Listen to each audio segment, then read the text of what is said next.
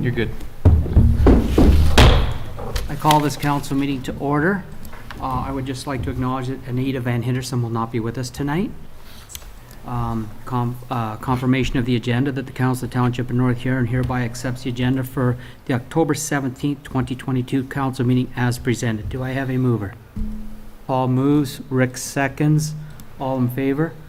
Carries. Public comments. This is an opportunity for any member of the... I guess two things. One, Sorry. land acknowledgement, and then after that, disclosure of pecuniary interest. Yeah, sorry about that. We would like to begin by by acknowledging that the land in which we gather is the traditional territory of the Anishinaabe, the Ottawa and Mississauga's people. And is there any pecuniary interest tonight? Go ahead, Trevor. Yes, thank you, Your Worship. Check number in 5.2.1 in the bills of accounts. There's a check 508564 that's named to my wife Tiffany, who's a daycare employee of the municipality, and it's for expenses reimbursements. So, but I will not be voting on the bills of accounts section of the consent agenda. Thank you kindly. I'm going to go back to the confirmation of the agenda. I had a mover and seconder. I did call the motion too, sorry. Public comments. Of course, this is the opportunity for any member of public to speak to an item of the business on the agenda, 2 minutes per person. Not seeing anyone out there. Consent agenda, that the Council of the Township of North Huron hereby adopts consent agendas 5.1.1, and further that the Council of the Township of North Huron hereby receives consent items 5.1.2 to 5.3.8 for information. Before I call that, would anybody like to pull anything from that agenda? Go ahead, Deputy Reeve Sipes.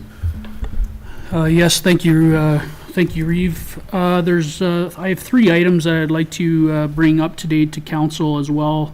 5.3.2 that is in our agenda package, which talks to the OPP policing annual billing summary. So as you can see, the way this reads, it says for 2023 that the municipality is going to be billed basically $358,000 for policing, which is both, which is all policing in North Huron. What has been talked about is $597,000 of that is a year-to-date adjustment for 2021. So as people are aware, it takes about a year, but I mean around this time we'll get a reconciliation in which this year is for 2021 of $597,000 for that's the adjustment for the Wingham wards based on our policing agreement based on the traditional funding model. How this should be working in the future is the estimated cost for 2023 will be the one that is budgeted. That's the $948,000, and then the $597,000 reduction is going to go back into a reserve for the Wingham ward specifically, because that is where the funding was paid for during those years.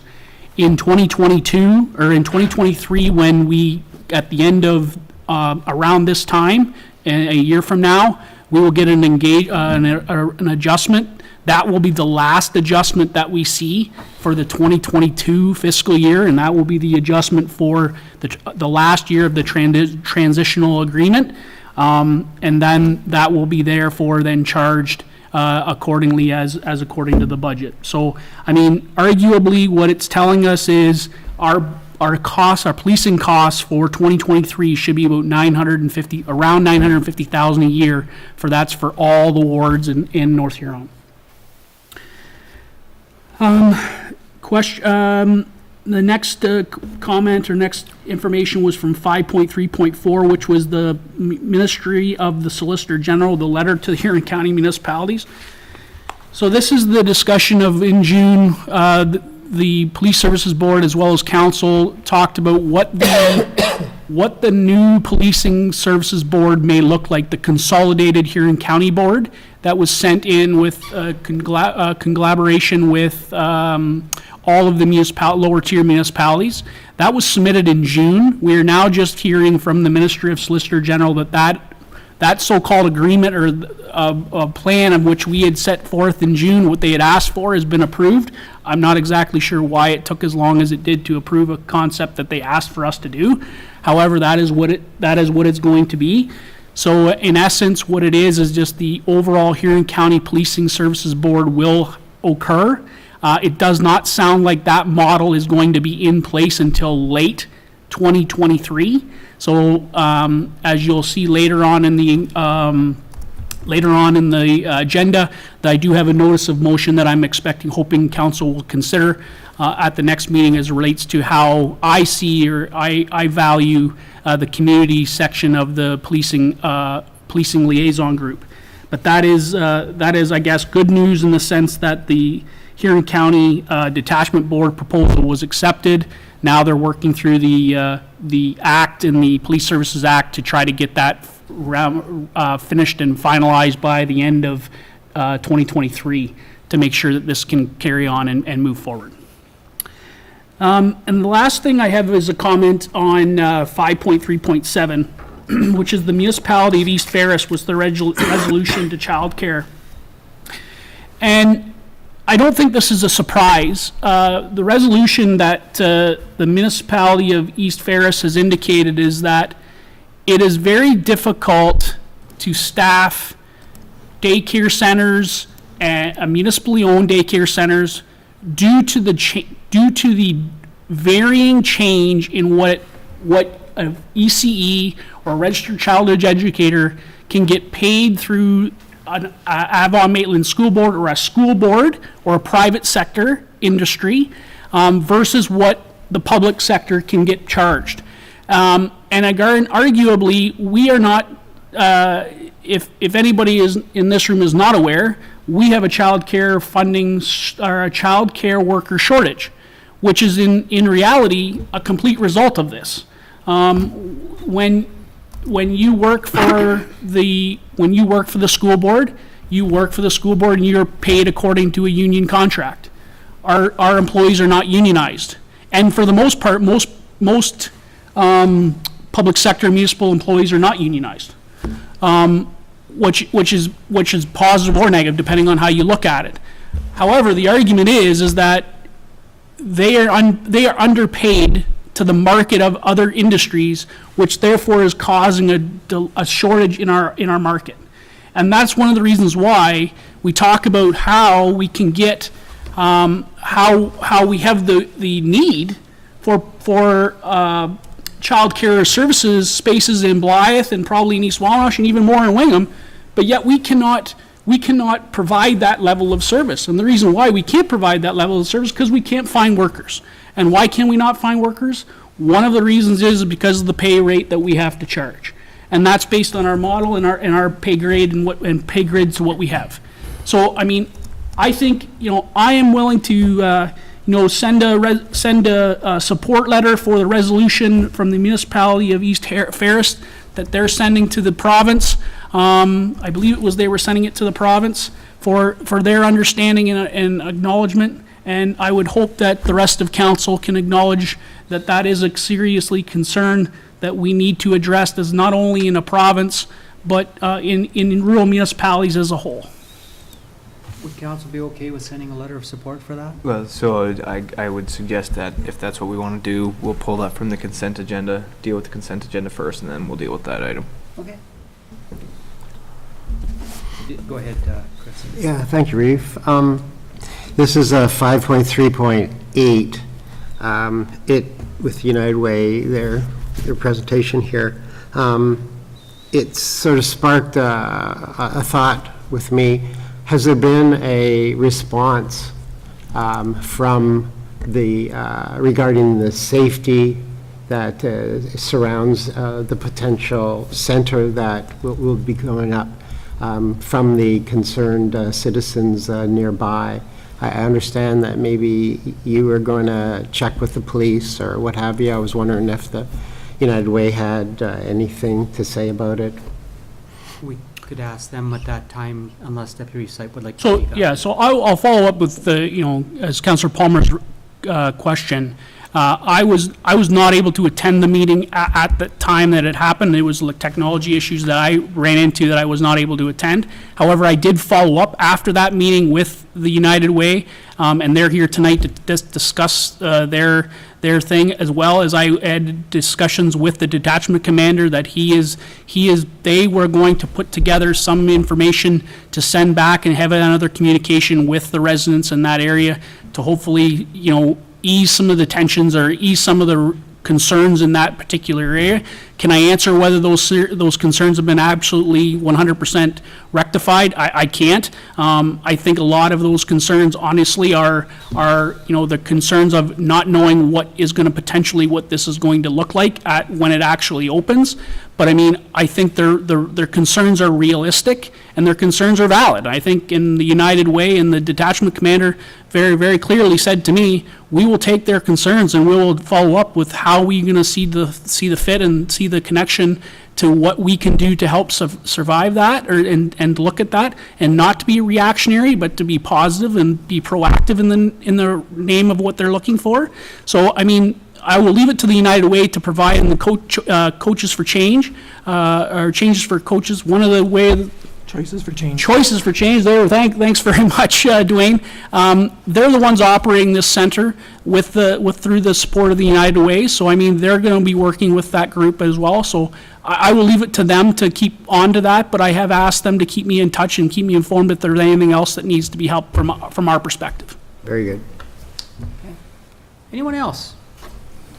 Not seeing any. I'm going to call, I have a no move, I don't have a mover or seconder. Well, so if you're going to take action on 5.3.7, I'd be looking on a different motion, that the Council of the Township of North Huron hereby adopts consent item 5.1.1, and further that the Council of the Township of North Huron hereby receives consent items 5.1.2 to 5.3.8, exclusive of 5.3.7 for information. Do I have a mover? All moves, Kevin seconds, all in favor? Carries. You had another one, sir? That's good for that one. Thank you very kindly.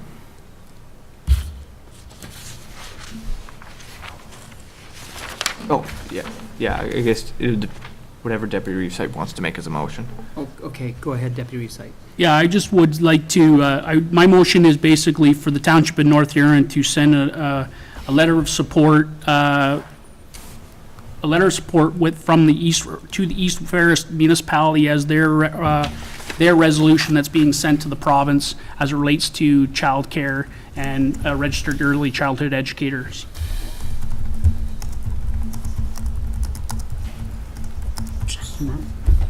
Rick's gonna move it.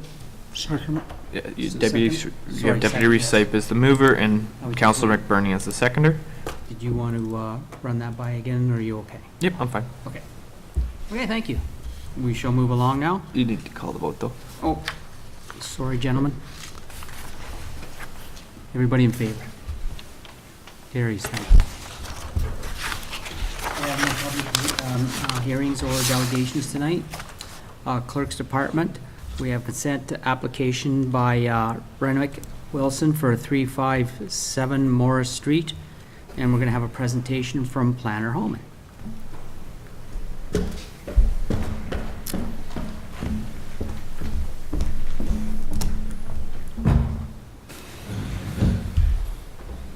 Thank you for having me this evening, Council. I'm just going to bring up my presentation.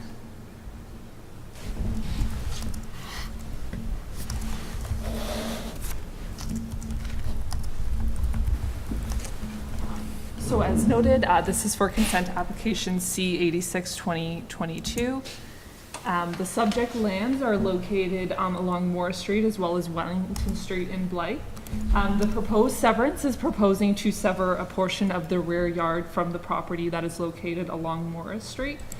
So that is the section highlighted in the blue on the diagram, and merge it with an abutting property along Wellington, which is shown in the yellow in the property, with the pink being the area that is to be severed, and then merge with the property on Wellington Street. Both properties are residential, and they both have existing single detached dwellings and accessory structures. Council should note that this is 2020 aerial imagery, so the property on Wellington Street has since constructed a dwelling. And at this time, there is no specific proposed development within the severed area, but the neighbors are just hoping to transfer the rear yards. The following shows the severance sketch as provided by the applicant. The area to be severed is approximately 340 square meters. And of the retained piece, the proposed depth is to be 50 meters, which does meet the zoning bylaw requirements, as well as the proposed new area of the retained lot, as well as the proposed enlarged lot, both meet the requirements of the zoning bylaw with respect to lot size and area. In terms of comments that were received, no public comments were received as of current. Township staff did review the application and they indicated no concerns. In terms of a policy review, again, my report does go over this in further detail, but it does meet the criteria in the official plan for lot additions, meeting the zoning bylaw standards with respect to each of the lots' proposed sizes. There is a recommended condition that speaks to a cancellation certificate for the original severance. So the lot that is proposed to be enlarged was previously subject to a severance, and in order to allow the merging to occur, a cancellation certificate is required for that original severance. So just to explain that one condition that has been included, and we also have a condition that just speaks to requiring the consolidation of titles just to ensure that the merging occurs. So that's just explaining some of the recommended technical conditions. It is recommended that the consent application be approved with the attached conditions, including any additional conditions with that the township may have. And then the following, again, just includes the recommended conditions as included in the report. Again, most of these conditions are standard in addition to that requirement for the cancellation certificate for the original severance and requiring that the lands be merged. So I'm happy to answer any questions that council does have, and I do note that the applicant, Jamie, is in attendance this evening. Kevin? Do we have any questions, comments, or concerns from council? I am not seeing any. So I'm going to go that the Council of Township of North Huron hereby recommends approval of the consent application file number CO86-2022, applicant owner James Renwick, Ross Wilson, property description plan 170, Block D, Lot 15, Blythe Ward, Township of North Huron, 357 Morris Street, with the conditions set out on the Huron County Planning and Development Report presented by Hannah Holman, planner, at the October 17th, 2022 council meeting. Do I have a mover? I have Paul moving, I have Rick seconding. Everybody in favor? Carries. Thank you.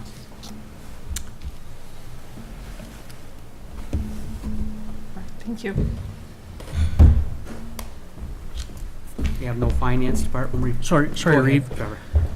Yeah, I apologize, Reeve. I'm wondering, and the reason I apologize that I bring this up early, I actually had thought that the United Way was in the public meeting section. So and in answering Councillor Palmer's question, I had actually kind of moved some of the question to the United Way that they were sitting here, and then we didn't get a chance to get them to respond. So I mean, I'm wondering if it would be okay with council for them to at least address Councillor Palmer's question because they are here.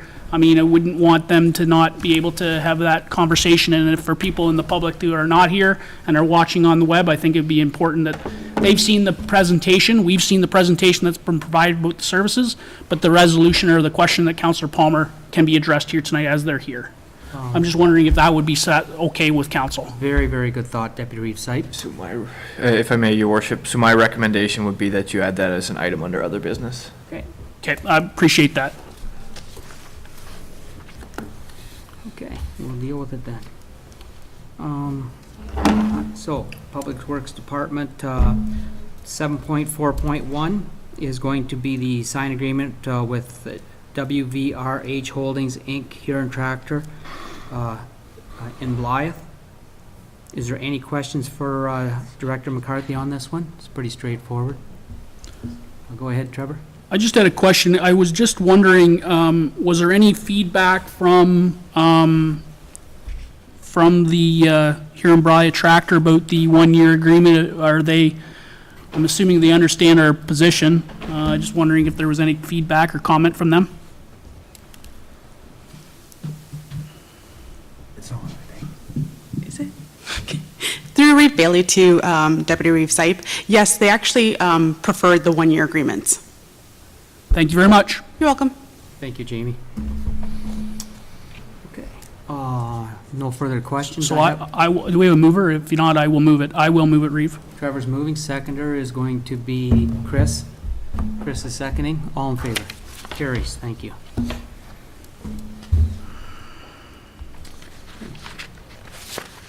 Fire Department, we have nothing. CEO, the request to support special events from November 1st to December 31st. Is there any questions for the CAO? Not seeing any. Could I have a mover? I have Kevin moving and Paul seconding. All in favor? Carries. Thank you. Correspondence, the North Huron Food Share request for financial support for 2023. That the Council of the Township of North Huron hereby defers the request for financial support from the North Huron Community Food Share 2022 to 2026 Term Council as part of the 2023 budget deliberations. Unless anybody has questions, I think, again, that would be a wise move. And I guess, if I may, Your Worship, just for clarity, so this is another one of those requests where they're submitting their request for financial support by our November 1st deadline in accordance with our donations policy. That way it can be included for consideration for the next term of council in their 2023 budget. I see everybody's okay, so do I have So a move. mover? So moved. Trevor moves, Paul seconds. Everybody in favor? Carries. Thank you. Council reports, Reeves activity report. Well, to tell you the truth, the last 2 or 3 weeks have been really, really slow, to the point of being boring. It must be an election. So I really don't have a lot to report today unless there's any questions for me from the county level, but no, we're moving along. Everything is good. So we're going to go to council members' reports, verbal or written updates for members who sit on boards or committees. We're going to start with Rick. Yep, through you, Reeve. In my CHIP meetings, we had a conversation that was kind of interesting. E-scooters are becoming a little bit more popular in the urban centers. The MTO, they're allowed on the roads, and the riders must be 16 of age, and riders from 16 to 18 must wear helmets. Some municipalities have bylaws in place that all riders wear the helmets, and that's being, we should be concerned for all riders. In regards to traffic calming, speeding is still an issue in the county. And that's all I got on that. Just going to turn to the CEO just for a second. How can we bring that bylaw through for helmets? Could we bring that at a future council meeting to be discussed? Okay, thank you. Yeah, and so again, the process would be a notice of motion that is then present on the one meeting, there for the next, and then direction to staff through that process. So Rex's going to do that? You'll do that, Rex? Thank you. Go ahead, Kevin. Through you, Reeve, question for Councillor McBurney. Did they give any description or any criteria for what a e-scooter was? A battery-operated scooter, just like you see, plug in on the bottom. I've never seen the written report, this is just a verbal discussion. Yeah, just it goes further.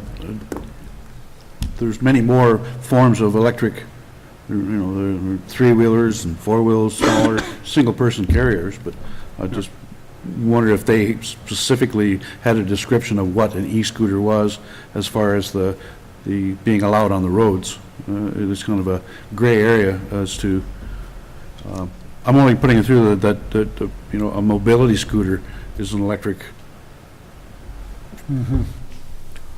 scooter, but I don't know what the description of whether it's allowed on the highway and whether you need a helmet, and it's just kind of a gray area as to.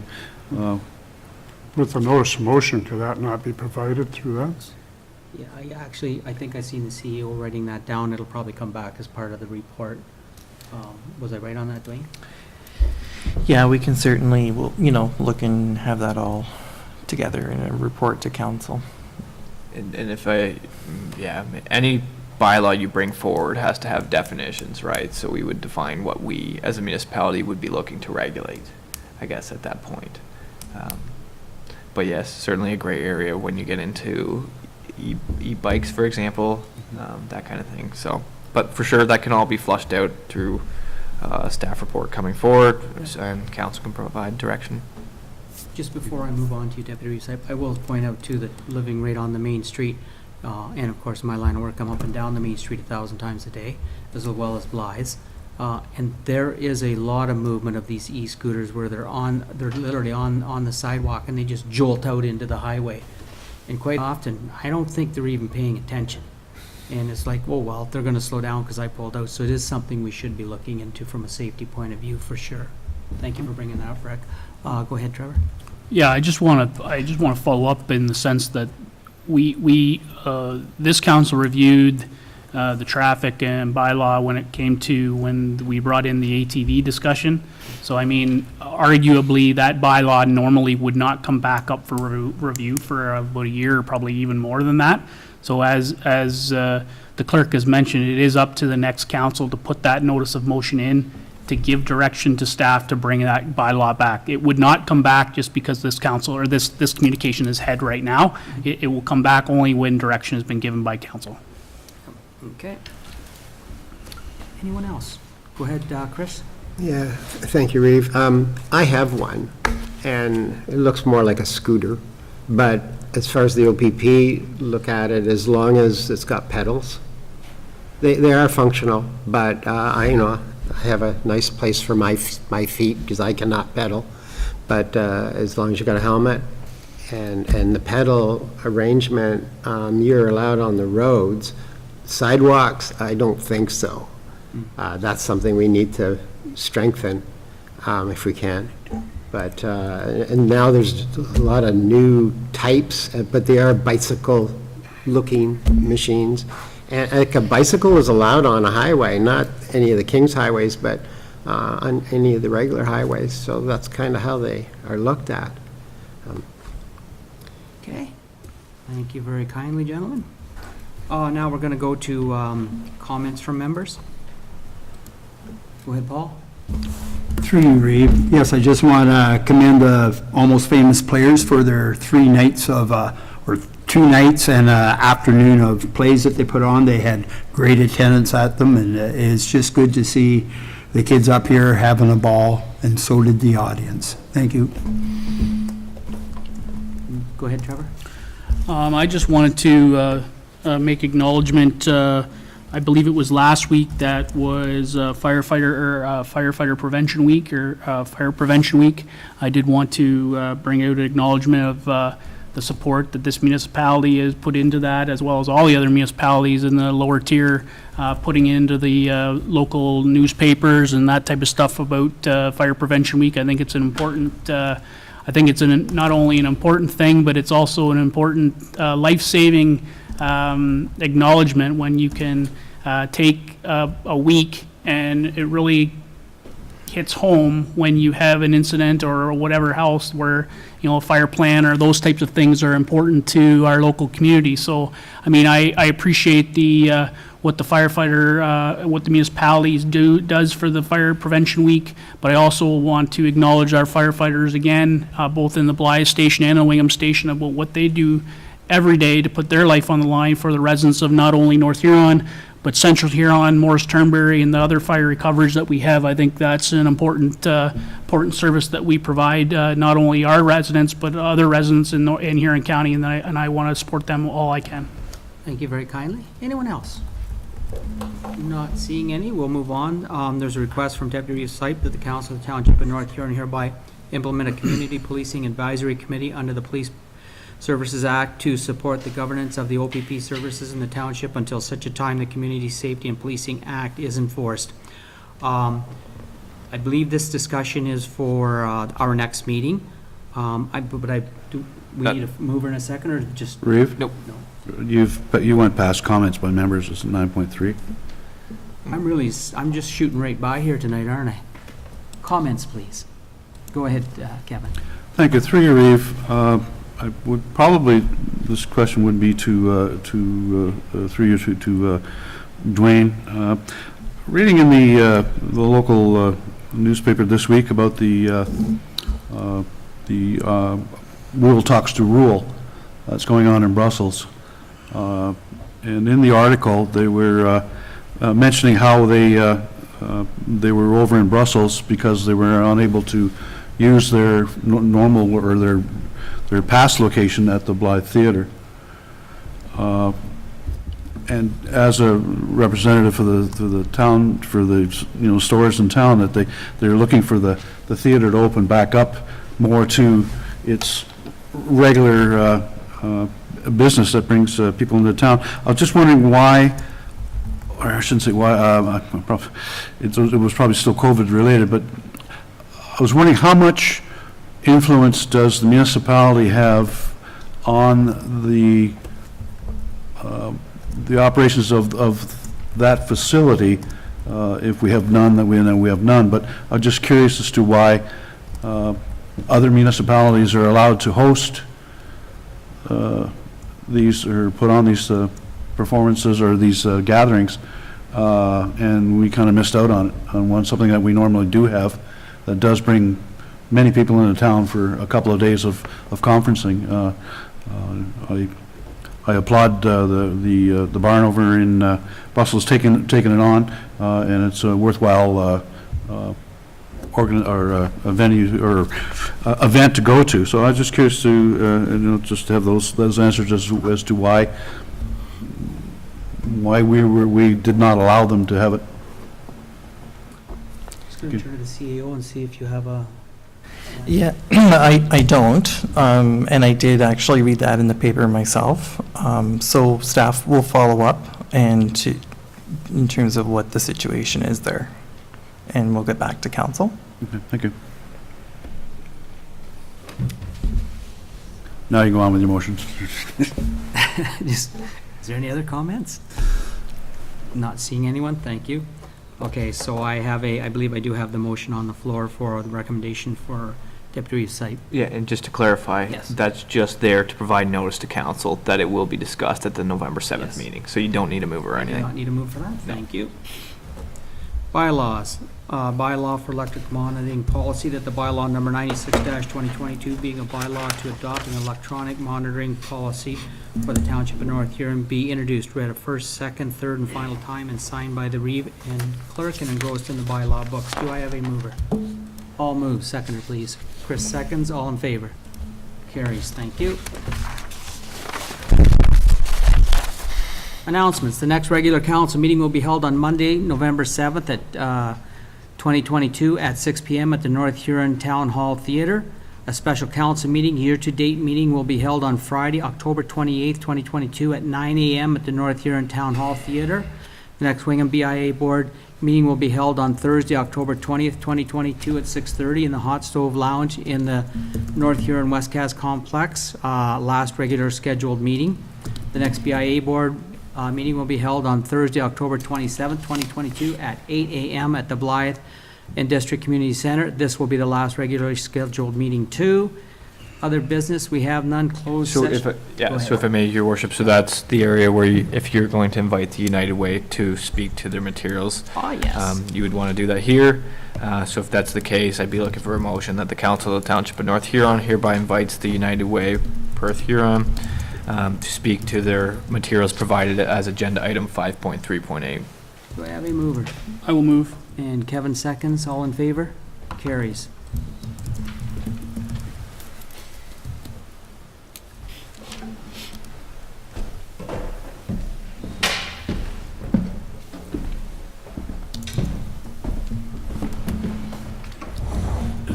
Good evening.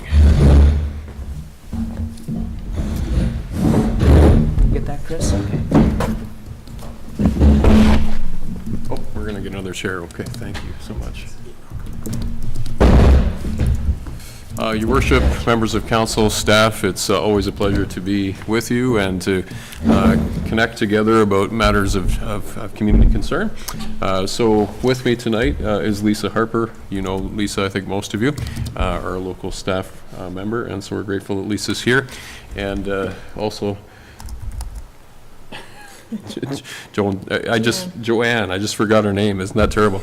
I don't know why. Anyway. We just came from another meeting to It's come true. to this meeting. It's so- true, yeah. You think you'd know by now, but anyway, sorry, Joanne.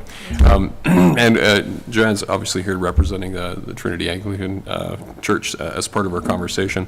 I believe there was a short presentation sent to council members tonight, but it's not something that we. If you want to pull it up, I did anticipate that this could potentially happen, so it is on there. Yeah, so it's up to you. If you want us to walk through a little slide deck, as it's more of a refresher of the program and the project, or we can simply focus on the question at hand, and that's fine with us either way, so.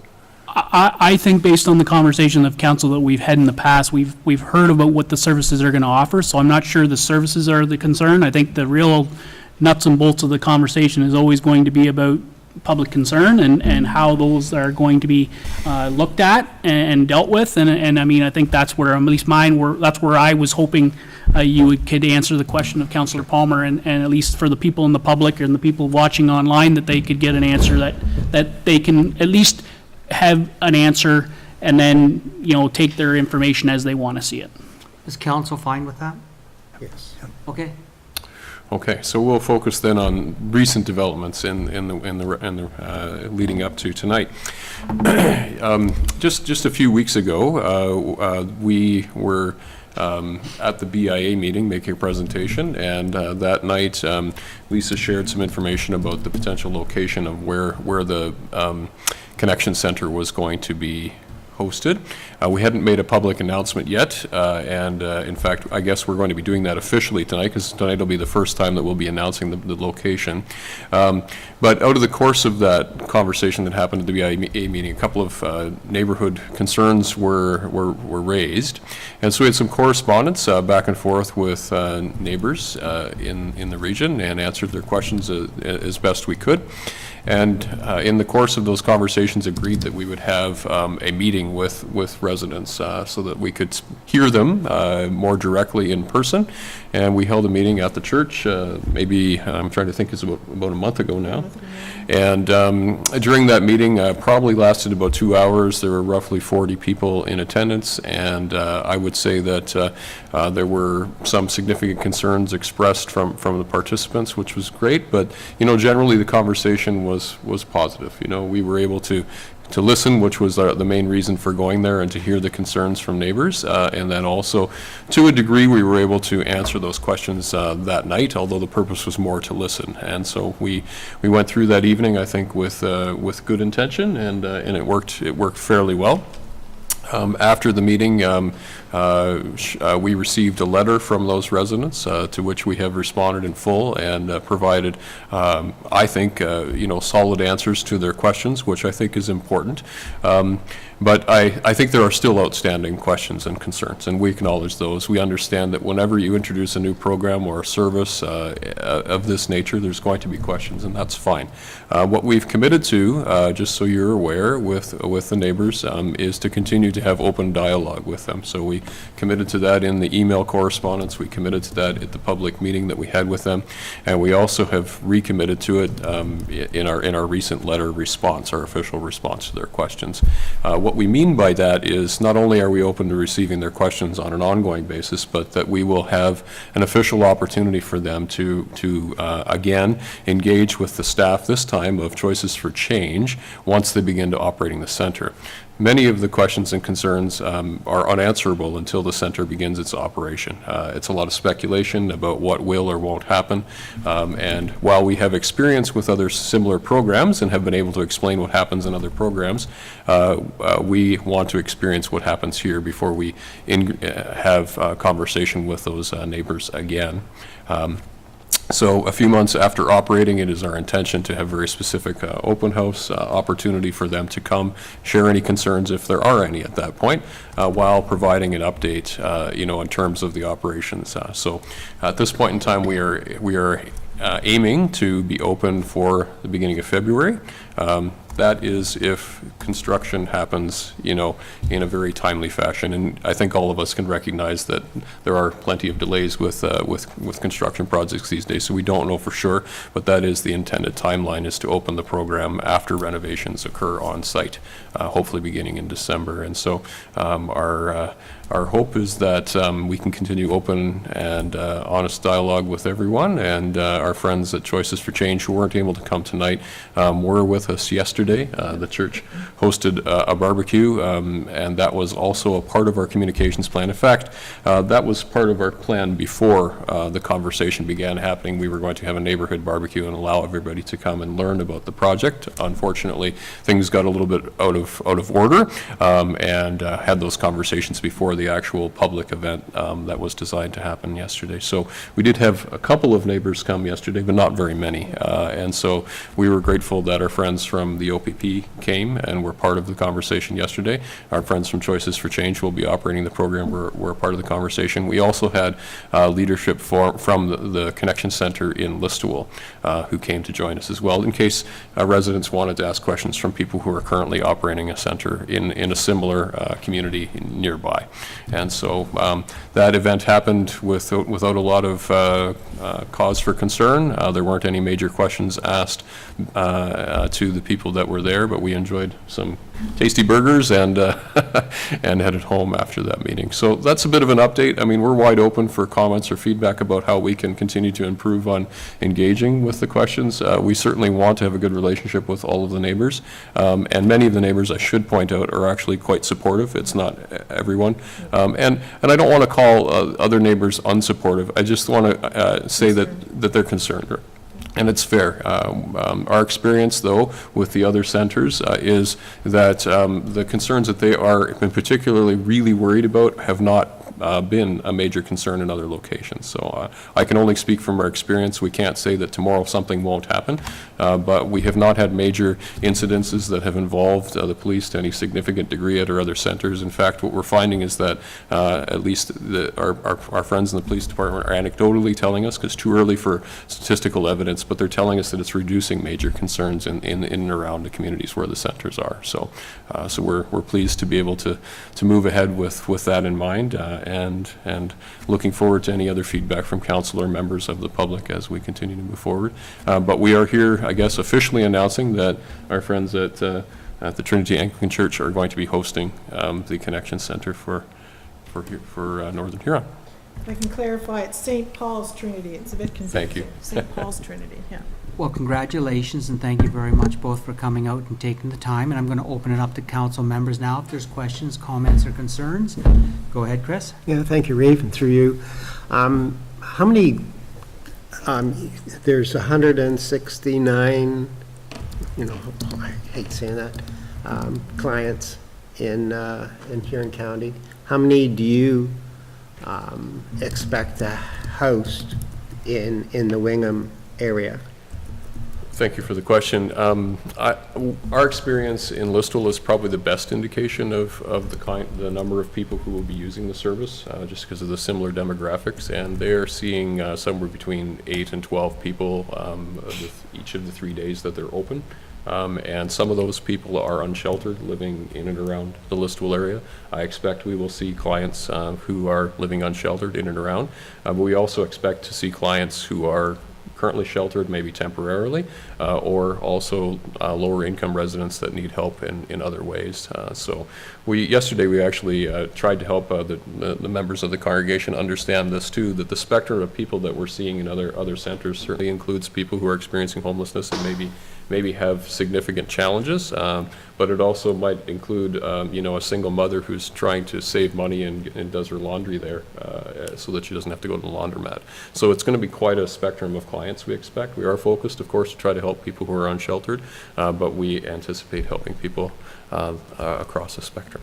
So I just would like to clarify something. I believe Chris asked how many people would be housed. Oh. No. Okay, thank you. No, what did I say? How many clients would you host? Okay, sorry, Okay. sorry, my apologies. Yeah, I just wanted to clarify that one. Thank you. Anyone else? Go ahead, Trevor. Yeah, I mean, a lot of the concern I think, and overall, I want to recognize that concern is always a concern when there's change in society as a whole. One of the things that I think we as, municipal leaders, we need to get positive information out to the public as to what the service is going to do. I've heard safe house word being used. I've heard a lot of words being used that is not representative of what this service is going to provide. And I think from a leadership perspective and municipal leaders, we need to be out there in the public eye saying, this is not what that is about. This is about helping, not housing. This is about helping people who need help the most, and this is giving them an opportunity to come and get that help if they so choose. This is not mandatory. They do not have to come in the door. But I think we as municipal leaders and municipal staff need to help resonate, even though we're not operating it, and yet we have no financial impact other than the donation of $5,000 what we put into the capital campaign. We have no understanding or no investment in that service. But that investment is what it's going to do to the services around our municipality and help overall the part of the community safety and well-being plan that has been engulfed in Huron County. So, we as municipal leaders need to start speaking out. When we hear misinformation, disinformation, these types of things, I'm not suggesting the people who have concerns don't have valid concerns. I think they do, and I think we all need to recognize that. But we need to call a spade, not a spade a heart. And that's the perceived notion that I've had with a lot of people in the community, that they're willing to have it, but they're not wanting it here because they think there's a negative connotation to it. And I think that's wrong. I think it's relatively wrong in the sense that we as North Huron taxpayers are not paying for the service. The United Way is offering this services through Choices for Change with support from Northern Huron in order to get the capital campaign off the ground. That is what North Huron has done, and to be quite fair, we're the only municipality in Northern Huron that has done that. So I'm not calling a spade, that is what we've done. And I think we've done that because we are in Northern Huron, the most highly populated place that's going to have a lot of the services that people are going to potentially need it. So I think if we as municipal leaders can start to get the shame out of this thing, and that's the biggest thing. When we talk about these issues, it's the stereotypes that cause these problems in the first place. There are people in our society that need help. And it could be people that you know. So, we have to recognize that, and we need as municipal leaders to step up and start taking away the disinformation of certain services that are being offered by great people at the United Way and the St. Paul's Anglican Church and anybody else that wants to provide services in North Huron. I think that's the real thing that we need to do. Thank you, Reeve. You're welcome. Anyone else? Go ahead, Kevin. Thank you. Through you, Reeve. I applaud the efforts and the passion behind getting a program like this up and running. My question is, because it's a transitional support, and it highly hinges on provincial support for like the transitional housing, and then the shelter system that's either county or province.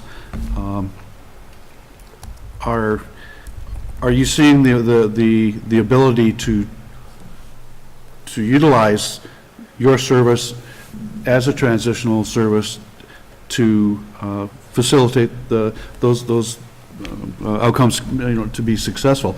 I'm just curious as to whether it's coming the other way, where those systems are in need of support heavily too, and there's not enough of them. Is it just being backed up, and now we're having to put intermediate resources in place? do you see that you will have transitional housing and you will have shelter systems for these people to go into? Thanks for the question. So there's a whole, I could talk for a long time about that question, and I think it's an important one to think about.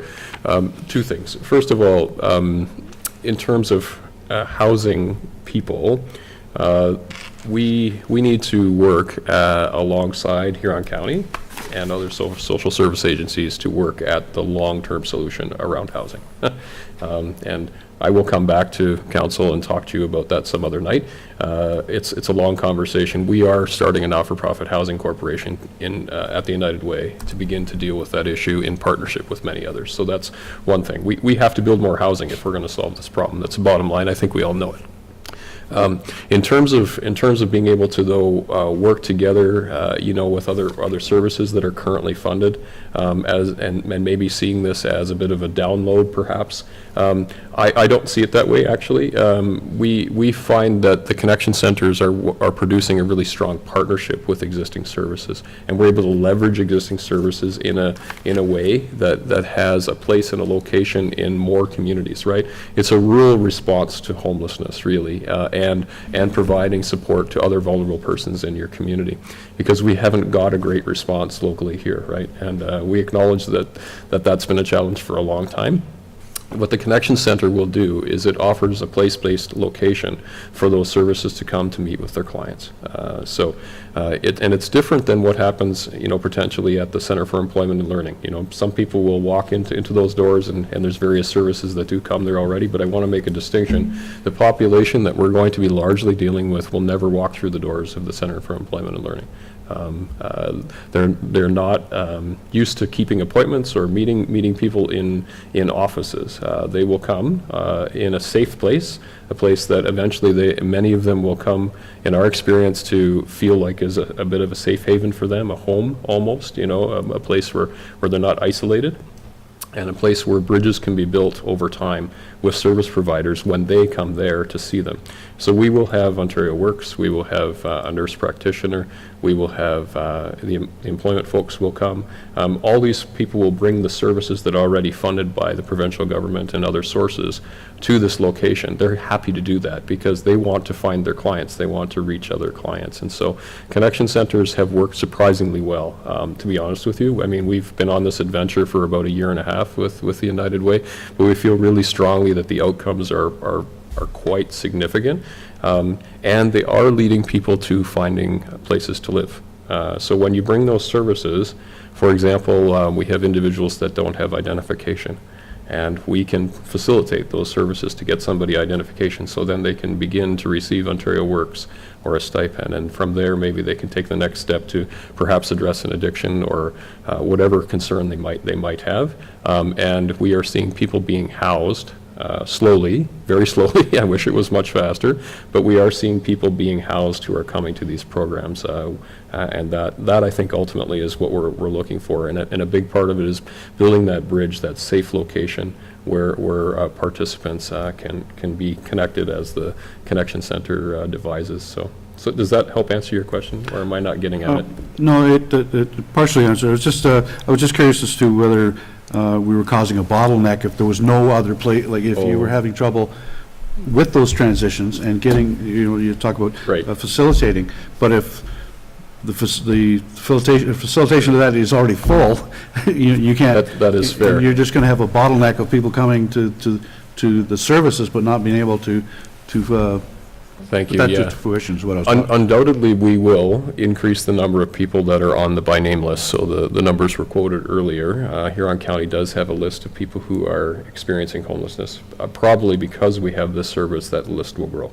I think that's reasonable, but it's better that we know who they are, and it's better that as a system we can begin to support persons in that situation. I also think that the opposite is true, that the center will help us to move people along the process faster. So I don't know that it will create a bottleneck. I think it will help us to identify more people, but also to expedite some people through services and supports. So, but jury's out, right? I mean, I can tell you better in 2 years, for sure. Okay. Thank you. Yeah, and the one thing that I think we haven't nobody's really touched upon is there's a ton of these services, right? Yes. But the navigation of these services is not easy. It's very difficult.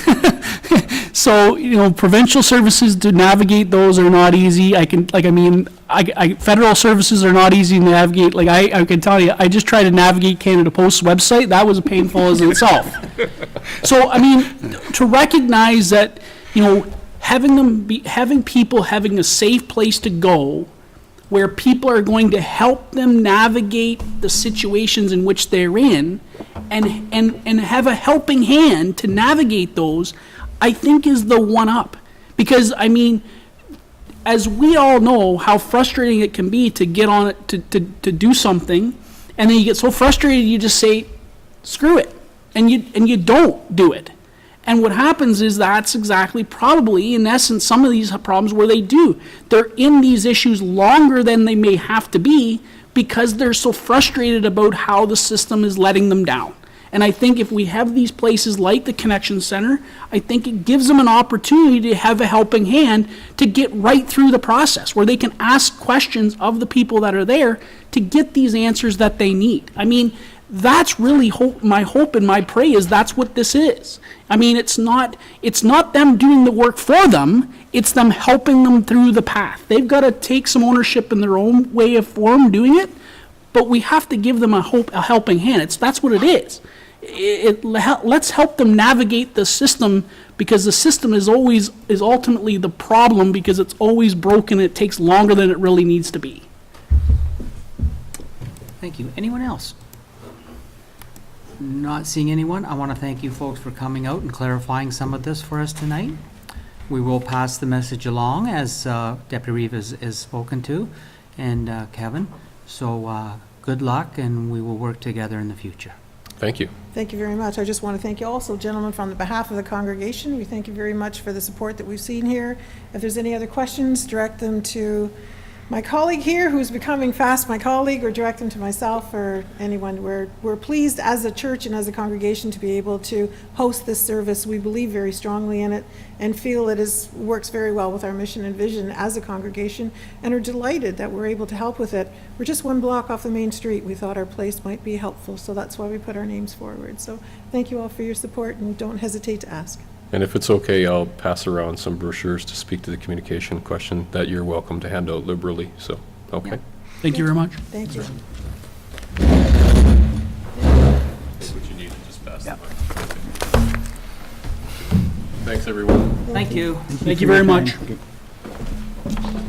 Okay, we have a closed session reporting out that the Council of Township of North Huron hereby proceeds at 6:57 PM. 6:57 PM to an in-camera session closed to the public under sections 239-2-B of the Municipal Act to discuss the following: personal matters about an identified individual, including municipal or local board employee personal matter. And further, the CEO Wayne Evans and Clerk Lamb and HR and Health and Safety Coordinator Lindo remain in attendance. So move. Trevor's moving. Seconder, please. Chris is seconding. All in favor? Carries. Thank you.